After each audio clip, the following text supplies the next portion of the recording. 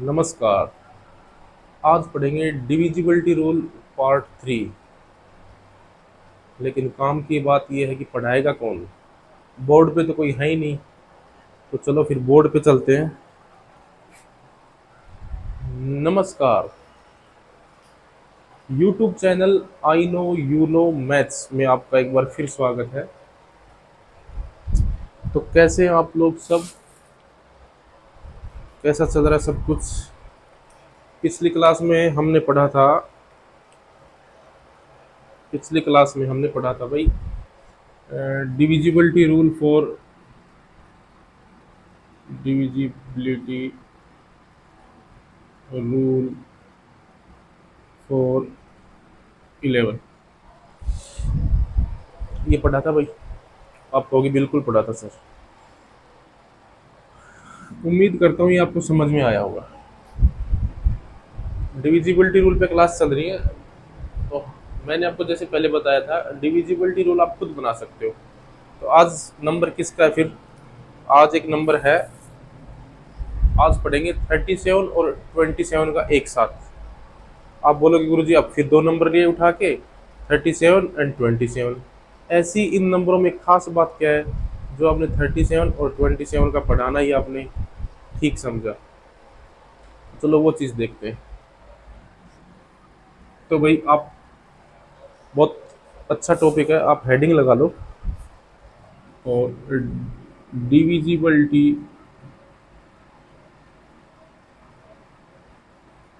Rule for 27 and 30।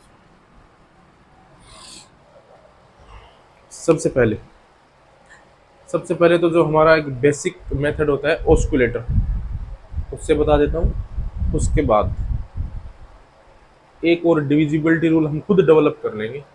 आप बोलोगे गुरुजी इतने डिविजिबिलिटी रूल को याद करने की क्या जरूरत है, कोई एक बता दो। देखिए मैं बार बार ये बोलता हूँ, डिविजिबिलिटी रूल आप अपनी फैसिलिटी के हिसाब से लगाते हैं। इस चीज़ का प्रूफ मैं आपको इस क्लास में दूंगा। आप देखना, मैं नंबर बताऊंगा आपको, उस नंबर को हम डिवाइड करेंगे। डिवाइड करने के बाद कभी तो ये रूल लगेगा जो मैं अभी पढ़ाऊंगा, और कभी वो ऑस्कुलेटर वाला लगेगा। तो सबसे पहले हम ऑस्कुलेशन मेथड से 27 एंड 37 का डिविजिबिलिटी रूल बना लेते हैं। उसके बाद आगे चलेंगे। तो जो मैंने फर्स्ट क्लास में आपने देखा होगा, पहाड़ों से सीखे डिविजिबिलिटी रूल, उस वीडियो में आप देख सकते हैं। उस वीडियो में मैंने बताया था, दुनिया का कोई भी नंबर हो, जैसे भाई 27 है, मेरे को इसका डिविजिबिलिटी रूल बनाना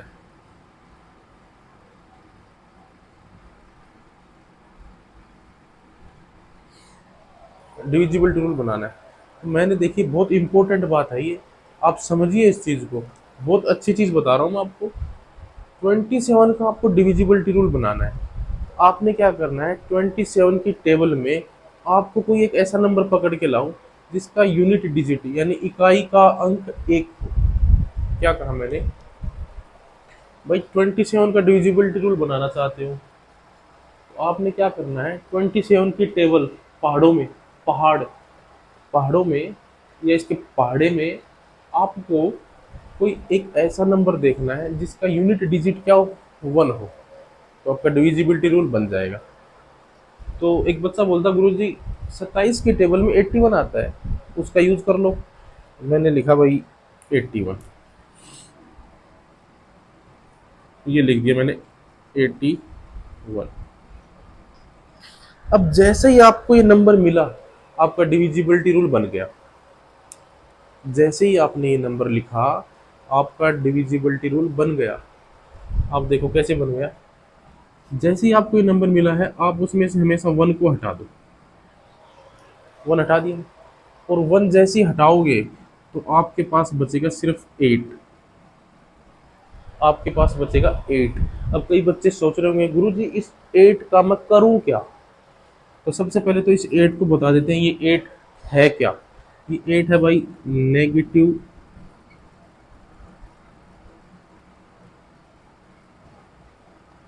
ऑस्कुलेटर। हिंदी में बोलते हैं इसको ऋणात्मक एकाधिका। थोड़ा सा अटपटा नाम है, ऋणात्मक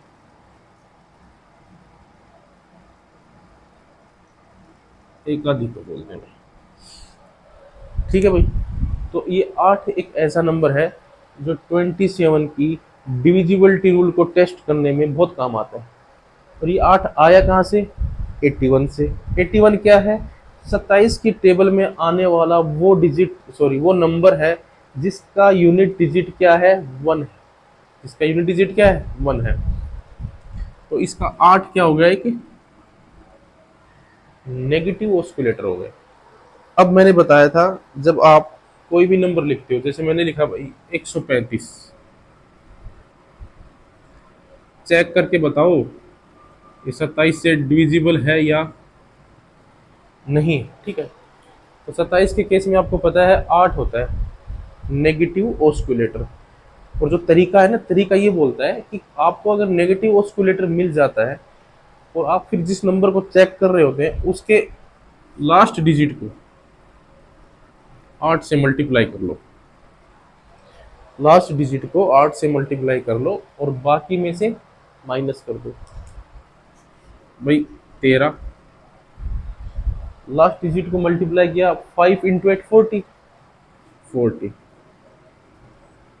लास्ट डिजिट को 8 से मल्टीप्लाई करो और बाकी में से माइनस करो। ठीक है भाई। आप बोलोगे गुरुजी एकदम ठीक है। तो आप देखेंगे यहाँ क्या बच जाएगा भाई, 27 बच जाएगा।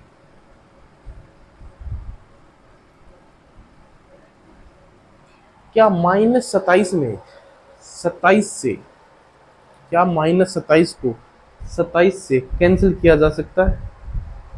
कैंसिल करने का मतलब मेरा है कि रिमाइंडर क्या आना चाहिए? 0। तो -27 में तो 27 का भाग जाता है, तो भाग जाता है तो हम लिखेंगे रिमाइंडर 0। इसका मतलब ये जो नंबर है ये 27 से कटता है। ये डिविजिबिलिटी रूल है किसके लिए? 27 के लिए। चेक करने 27 के लिए चेक करने के लिए क्या यूज करोगे? 8। 8 कहाँ से आता है? 81 से। 81 कहाँ से आया?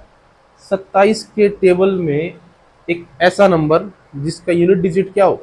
1 हो। अब आप बोलो गुरु जी ऐसे तो फिर 37 का भी बना सकते हो। बिल्कुल बना सकते हो। देखो इसका स्क्रीनशॉट आप ले सकते हो, मिटा रहा हूँ।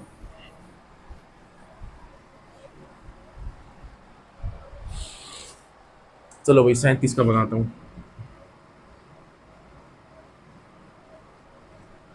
37 में भी वही प्रोसेस। कोई ऐसा नंबर बताओ 37 की टेबल में जिसका यूनिट डिजिट क्या हो? 1 हो। तो एक बच्चा बोला गुरुजी इसमें कौन सी बड़ी बात है, ये लो 111। मैंने बोला हाँ बिल्कुल 111, 37 या 111 होता है। आप नहीं लेना है नंबर, आपने क्या करना है फिर वो जो 1 आता है उसको हटा दो।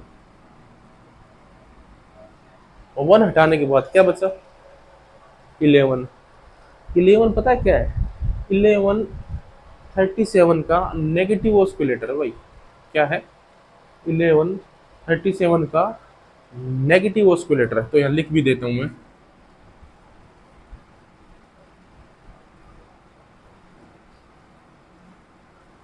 Negative oscillator. ठीक है भाई। इसका मतलब अब कोई भी नंबर आप लेके आओ, जैसे मैंने नंबर लिखा भाई 3698, इसको चेक करो ये 37 से डिविजिबल है या नहीं। यहाँ भी लिख देता हूँ मैं 3698। तरीका, क्योंकि ये नेगेटिव ऑस्किलेटर है तो तरीका क्या रहेगा? लास्ट डिजिट को 11 से मल्टीप्लाई करो। अब जैसे 11 से मल्टीप्लाई करो क्या आएगा? ये 8 है, 88 आएगा। और बाकी में से माइनस कर दो, -182। अब बोलो गुरु जी मेरे तो अभी भी समझ में नहीं आ रहा। तो एक बार और कर दो। एक बार यूनिट डिजिट ये 1 है, ठीक है, इसको 11 से मल्टीप्लाई करो भाई, क्या आएगा? 11। और इसमें से माइनस कर दो, क्या 17? 37 से कटता है? नहीं कटता। क्या 17 37 से कटता है? नहीं कटता। तो भाई ये नंबर भी 37 से डिवाइड नहीं होगा। समझ में आ गया? उम्मीद करता हूँ कि समझ में आ गया हो। ठीक है। अब कई बंदे ये सोच रहे होंगे, गुरुजी जब ऑस्क्यूलेटर मेथड से हम डिविजिबिलिटी रूल बना लेते हैं, तो फिर आप बार बार ये दूसरा डिविजिबिलिटी रूल सीखने की जरूरत क्या है?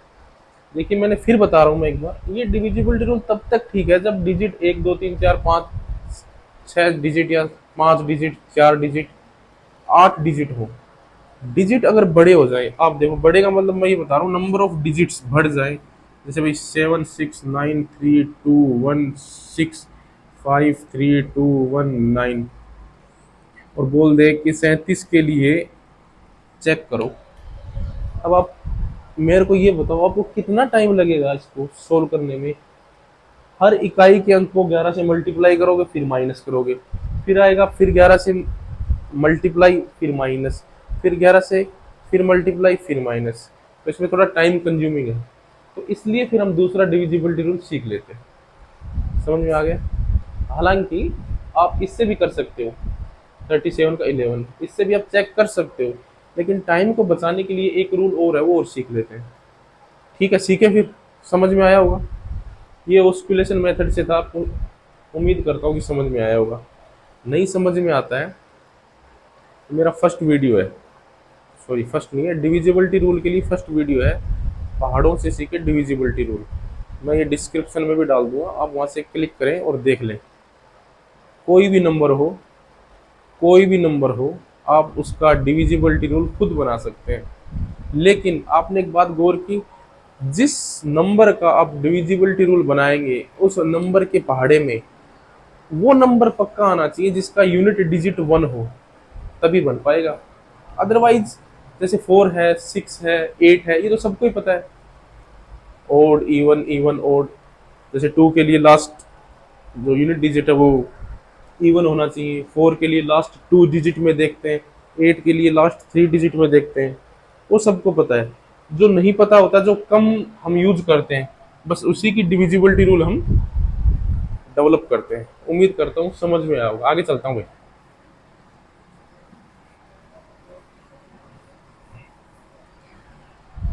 चलो भाई अब सीखते हैं।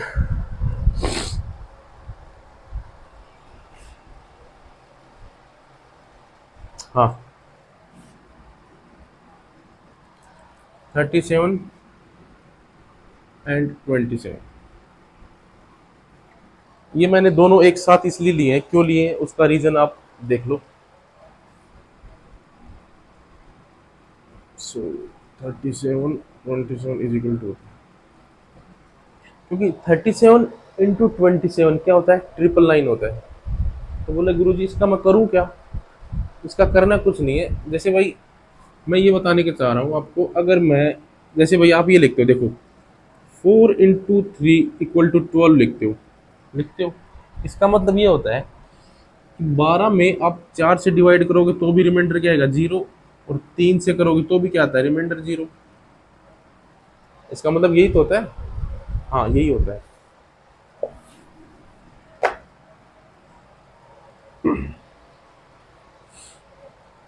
तो मैं क्या बता रहा हूँ, देखो मैं ये बता रहा हूँ भाई, जैसे मैं ये लिखूं,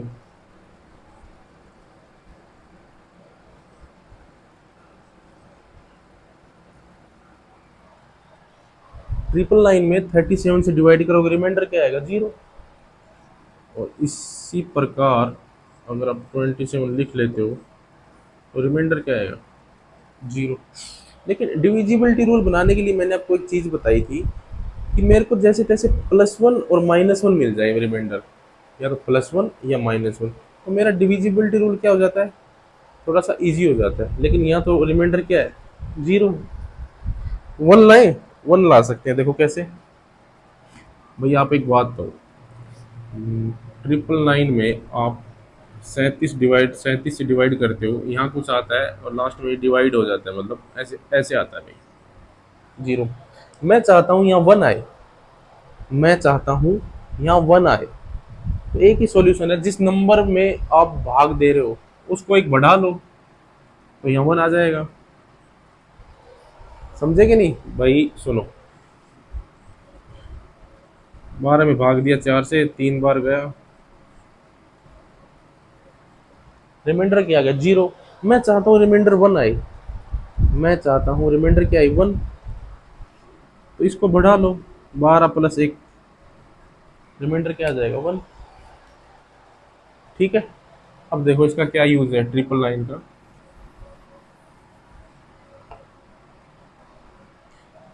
मैं यहाँ रिमाइंडर 1 चाहता हूँ, तो मैं इसको ये लिख सकता हूँ कि देखो, 999 + 1 अगर 37 है, तो रिमाइंडर क्या आएगा?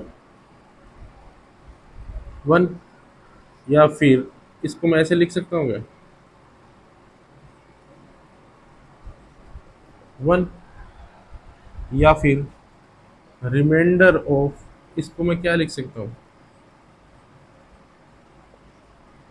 बस यही चाहता हूं मैं कि 10 के क्यूब में अगर 37 से डिवाइड किया जाए तो रिमाइंडर क्या आता है? 1। यही चाहता हूं मैं। और इसी प्रकार आप इसके लिए भी लिख सकते हो, 10 के क्यूब में 27 से डिवाइड करोगे तो भी रिमाइंडर क्या आएगा? 1 ही आएगा। क्योंकि आप अगर यहाँ इस नंबर को 1 से बढ़ा देते हो तो रिमाइंडर क्या आ जाएगा? 1 आ जाएगा। मतलब मेरे कहने का मतलब ये है कि आप यहाँ भी ऐसा लिख सकते हो, रिमाइंडर क्या आ जाएगा? एक तो ये वाला पॉइंट, और एक ये, दोनों एक ही चीज है। इन दोनों का यूज करके 27, सॉरी गलत लिख दिया, 37 आएगा भाई।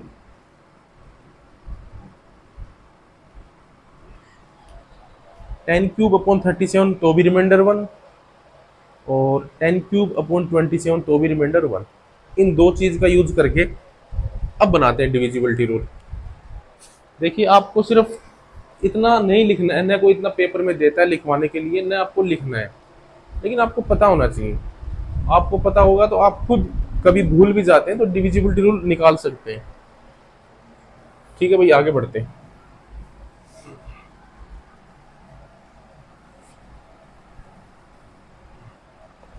कुल मिला के क्या है देखना, 10³ अपॉन 37 रिमाइंडर 1, और 10³ अपॉन 27 रिमाइंडर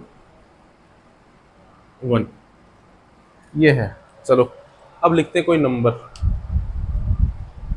जैसे भाई मैंने नंबर लिखा 569628902, ये नंबर लिखा और पता करो कि 37 से डिविजिबल है कि नहीं।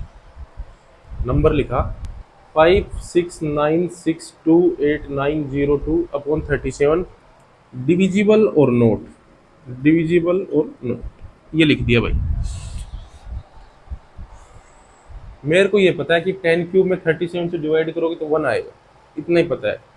तो अब देखो, पहले तो आप इस नंबर को क्या लिख सकते हो? ऐसे लिख सकते हो क्या? 569 × 10⁻³। एक सेकेंड भाई, 10⁻³ नहीं आएगा, 1 2 1 2 3 4 5 6, 6 प्लस 628 × 10⁻³ प्लस 902 × 10⁻0। लिख सकते हैं? नहीं लिख सकते। आप बोलोगे गुरुजी आपको कैसे पता चलता है कि 10⁻6 तीन तीन के पहाड़ी में रखना है? कभी आप 10² 10⁴ की बात करते हो, कभी आप 10⁻³ 10⁻6 की बात करते हो। वो यही बताने के लिए तो मैं बता रहा हूँ, ये वो यहाँ से पता चलता है आपको। देखो 10³ है, अगली बार इसका स्क्वायर करोगे तो 10⁶ आएगा, बीच में कहीं 4 और 5 आएगा नहीं। तो मेरे को एक बार 10⁻³ यूज करने के बाद या तो 10⁶ चाहिए, या 10⁹ या 10⁻12, यानी 3 के मल्टीपल में चाहिए। तो जिस हिसाब से रिक्वायरमेंट होती है मैं उसी हिसाब से लिख लेता हूँ। तो मैंने ये लिखा। अब देखेंगे आप इसको पता करना है 37 से डिविजिबल है कि नहीं। ये यहाँ लिख देता हूँ 37। अब आप मेरे को बताओ, आप इससे डिवाइड करोगे 37 को, एक बार आप यहाँ डिवाइड करोगे और एक बार आप यहाँ डिवाइड। 10⁻6/37, 10⁻6/37 रिमाइंडर क्या आएगा, इधर से निकाल सकते हो आप। रिमाइंडर ऑफ, अगर मैं स्क्वायर कर दूं, मैंने कल भी बताया था, जैसा आप नंबर के साथ बिहेव करोगे, जैसा आप नंबर के साथ बिहेव करोगे वैसा बिहेव आपको रिमाइंडर के साथ भी करना पड़ेगा। पक्षपात नहीं करना है जी, न वो चलेगा। तो ये आ जाएगा 1 का स्क्वायर और ये 1। ठीक है जी, आप बोलोगे गुरुजी बिल्कुल ठीक। तो चलो इधर देखते हैं। अब 10⁻6/37 रिमाइंडर क्या है, 1, 1, यहाँ भी 1 और ये तो खुद ही 1 है। क्या आएगा रिमाइंडर, 569, ये 1 से मल्टीप्लाई हो जाएगा सेम, ये 1 से, ये भी 1 से, प्लस 628 प्लस 902 अपॉन 30। ये मैं क्या देख रहा हूँ, अरे भाई मैं रिमाइंडर निकालने चला था और मैंने क्या किया, जो नंबर था उसको तीन तीन तीन के टुकड़ों में जोड़ के मैं भाग देने मतलब भाग दे रहा हूँ। तो मेरे को इतनी बीच में मेहनत करने की क्या जरूरत है, इतनी मेहनत करने की क्या जरूरत है। तो हम एक बार तो इसको जोड़ के लिखते हैं, चलो फिर मैं इसका डायरेक्ट कंक्लूजन लिखूंगा, जो आपको ये बीच की कैलकुलेशन करनी नहीं है। लेकिन आपको मैं एक बार फिर बता रहा हूँ, आपको पता होना चाहिए कि चीजें निकल के आती कहाँ से, ये चीजें यहीं से आती है। देखो अब इसको जोड़ लेते हैं, चलो 8 और 2 10, 10 और 9 19, 1 1 2 3, 3 और 6 9, 9 और 6 15 और 5 20, ये हो गया 37। अभी भी मुश्किल है, अभी भी मुश्किल है। अब क्या करें, तो मैं इसको एक बार यहीं छोड़ देता हूँ, इसको अब कंटिन्यूस करेंगे आगे। मैं आगे नंबर लिख लेता हूँ, ये मिटा रहा हूँ भाई, इसको छोड़ रहा हूँ।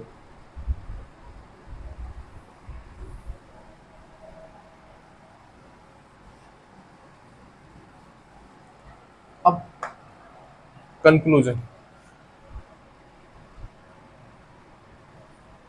कंक्लूजन क्या है, किसी भी नंबर को 37 से डिविजिबिलिटी चेक करनी है तो कुछ नहीं करना, उसके तीन तीन के पेयर बना लो, प्लस प्लस प्लस। ठीक है भाई, मतलब 569 प्लस 628 प्लस 902, इनको जोड़ दो। आप जोड़ोगे फिर एक बार, 9 और 8 17 और 2 19, 3 3 और 6 9, 9 और 6 15 और 5 20। अब कोई बोलेगा बच्चा गुरुजी 20 99 रिमाइंडर आ गया। अरे भाई 37 से किसी नंबर को डिवाइड करके कभी इतना बड़ा रिमाइंडर आ सकता है क्या, कभी नहीं आ सकता, 37 से छोटा ही आएगा। तो इसका पीछा तब तक नहीं छोड़ना है आपने जब तक रिमाइंडर 37 से छोटा न हो जाए। तो आगे क्या करें, आगे बताया था मैंने आपको कि तीन तीन के जोड़े बना लो, दोबारा कर लो इसको। तो अब कई बच्चों के दिमाग में ये होगा कि जब नंबर 6 9 12 15 इतने दे रखे हो तभी मैं पेयर बना सकता हूँ। ऐसा नहीं है, आप यहाँ भी पेयर बना सकते हो। जैसे फर्स्ट पेयर ये हो गया, आपको अगला पेयर मिल नहीं रहा तो आप खुद बना लो। अरे जीरो का यही तो फायदा है, दो जीरो आगे लगा ली, एक बार फिर अप्लाई कर दो।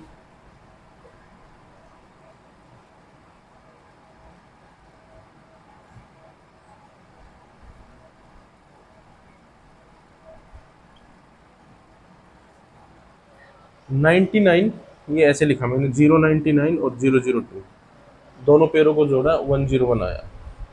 क्या 101 37 से कटता है, नहीं कटता। तो ये भी नहीं, ये नंबर भी नहीं कटेगा भाई, नॉट डिविजिबल।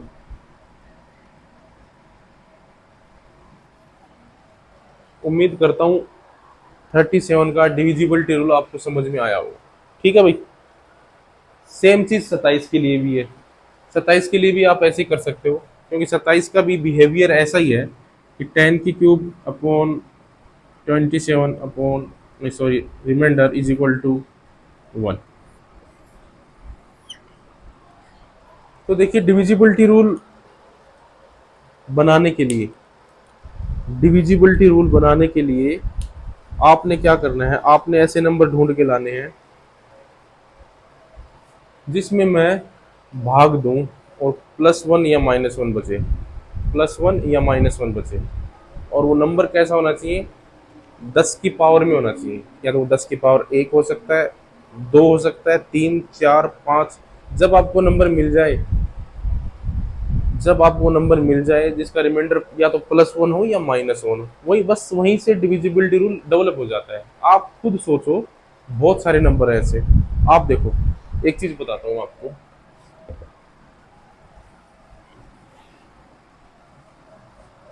देखो भाई,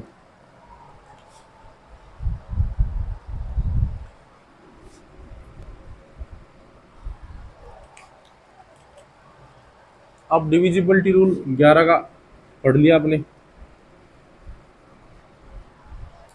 मार्कर खराब हो गए पूरे।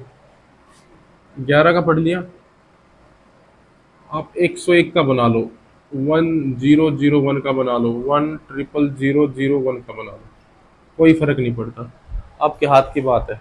आपने 9 का पढ़ रखा है, आप 999 का बना लो, 999 का बना लो, 4 × 9 9 का बना लो। हिंट देता हूँ, हिंट में कुछ नहीं करना। जब हमने कल 11 का बनाया था तो मैंने ये बताया था कि भाई 10 में जब भाग देते हैं ना 11 का, तो रिमाइंडर क्या आता है, 1। ये यूज किया था। अब आपको 101 का चाहिए तो क्या बोलोगे, 10 की पावर 2 में रिमाइंड भाग देते हैं 101 का, तो रिमाइंडर क्या आएगा। आप बोलोगे गुरुजी ये तो 100 है, 100/101, तो रिमाइंडर -1 आ जाएगा, रिमाइंडर -1 आ जाएगा। इसका आप कैसे लिख सकते हो, इसका आप 10 की पावर 4 अपॉन 1001, रिमाइंडर इसका क्या आ जाएगा, इसका भी -1 आ जाएगा। इसका रिमाइंडर क्या आएगा, ये क्या भाई, 10 की पावर क्यूब है, सॉरी सॉरी, 4 नहीं है भाई, ये क्यूब, क्यूब के लिए -1 आ जाएगा। और आपने क्या एक चीज नोट की क्या, जहाँ रिमाइंडर +1 होता है तो हम जितने भी पेयर बनाते हैं उनमें जोड़ते चलते, प्लस प्लस प्लस। जहाँ रिमाइंडर -1 आता है उस केस में पेयर बनाते हैं 3 3 के या 4, जो भी पेयर बनता है पावर के हिसाब से। उसमें क्या करते हैं, एक बार प्लस एक बार माइनस, एक बार प्लस एक बार माइनस, एक बार प्लस एक बार माइनस। तो अब 101, 1001, 10001 का डिविजिबिलिटी रूल खुद तैयार कर लेना। बात करते हैं 9 की। 9 में मैंने ये बताया था, आगे थोड़ा वो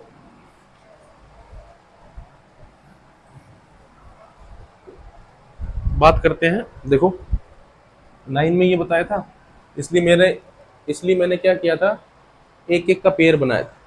आपने देखा भी होगा, शायद मैंने 9 का डिविजिबिलिटी बनाया नहीं, आप बना लेना भाई। ये सॉरी, ये तो 11 का है, 9 का बता रहा हूँ। देखो भाई, 9 का डिविजिबिलिटी रूल जो आप पढ़ते हो ना, आप सोचते हो कि सारे अंकों को जोड़ लो, और जोड़ने के बाद अगर अंकों के योग में 9 का भाग जाता है तो संख्या 9 से कट जाती है, सुना होगा ना। वो यहीं से आता है। वो कैसे आता है, 9 के केस में मैं जानता हूँ कि भाई 10 की पावर 9, सॉरी 10/9 रिमाइंडर आएगा 1। अब 10 की पावर कितनी भी कर लो, स्क्वायर कर लो 1, क्यूब कर लो 1, 4 टाइम्स कर लो 1।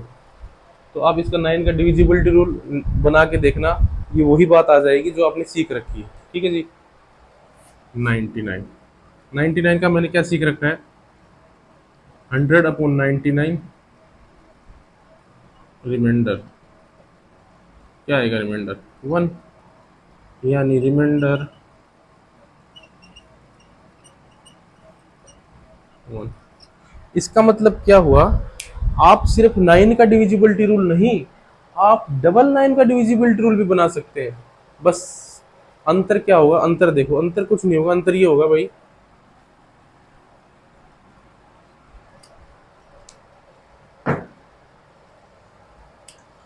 जैसे भाई मैं बता देता हूँ आपको, 5 6 8 9 बोलता है 9 से चेक करो, तो आप क्या करते हो, इनको जोड़ लेते हो, 9 और 8 17, 6 23, 5 28, आप ऐसे लिखते हो और बताते हो रिमाइंडर क्या आएगा, 1। यही नंबर 5 6 8 9 से मैं डबल 9 से पूछो रिमाइंडर बताओ, कुछ नहीं है। आपने जब 1 9 था ना, तो आपने बताओ क्या किया था, आपने ये किया था, देखो 5 + 6 + 8 + 9, और फिर मेरे को बता दिया था गुरुजी इनको जोड़ा और ये 1 आ गया। आपने क्या, आपको पता है आपने ऐसा क्यों किया?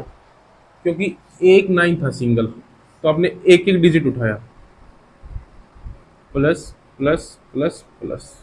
अब की बार है 2 9, 2 9 के केस में 10⁻² 99 1 बनता है, तो पेयर बनेगा 2 का, यानी 56 और 89 को आपको ऐड करना पड़ेगा। अब जैसे इसको ऐड करोगे, 9 और 6 15, 99। अब जैसे इसमें करोगे,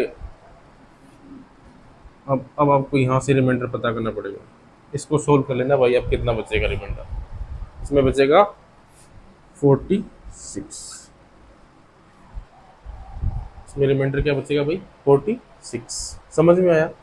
अब आपके दिमाग में आ रहा होगा, किसी बच्चे के दिमाग में, कि सर 999 का कैसे चेक करूं, 3 के पेयर, 4 × 9 है 9999 है, इसका कैसे चेक करूं, 4 पेयर, जितने 9 उतने पेयर, जितने 9 उतने पेयर। 9 के केस में ये है, लेकिन इसके केस में क्या है, रिमाइंडर कई बार प्लस बनाता है, कई बार माइनस बनाता है। जब +1 रिमाइंडर आता है तब हम क्या करते हैं, जितने भी पेयर बनते हैं सबको जोड़ लेते हैं, और जब -1 रिमाइंडर आता है उसमें क्या करते हैं, एक बार प्लस, एक बार माइनस, एक बार प्लस, एक बार माइनस। समझ में आया? तो ये था भाई अपना डिविजिबिलिटी रूल।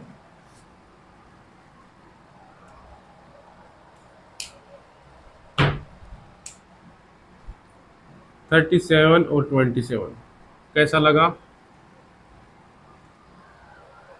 अच्छा लगा हो तो कम से कम थोड़ा सा लाइक करके थोड़ा सपोर्ट दें, आपकी अति कृपा होगी। मैंने ये भी बताया आप किसी का डिविजिबिलिटी रूल बना सकते हैं, ठीक है भाई। इसके बाद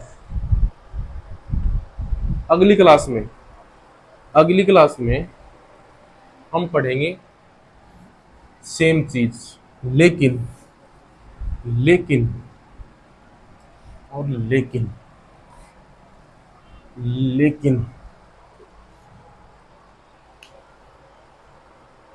17 और 19 का पढ़ेंगे भाई, 17 एंड 19 डिविजिबिलिटी रूल।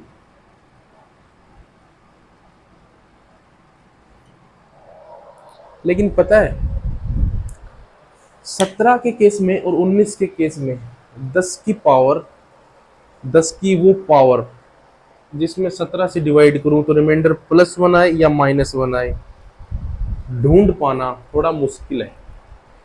क्या कहा मैंने, अभी तक हम क्या करते थे, हमको किसी की डिविजिबिलिटी रूल चेक करनी होती है, हम यही बोलते हैं भाई कोई ऐसी 10 की पावर पकड़ के लाओ मैं जिसमें भाग दूं, तो रिमाइंडर क्या आया, +1 आए या -1 आए, यही करते हैं ना भाई हम।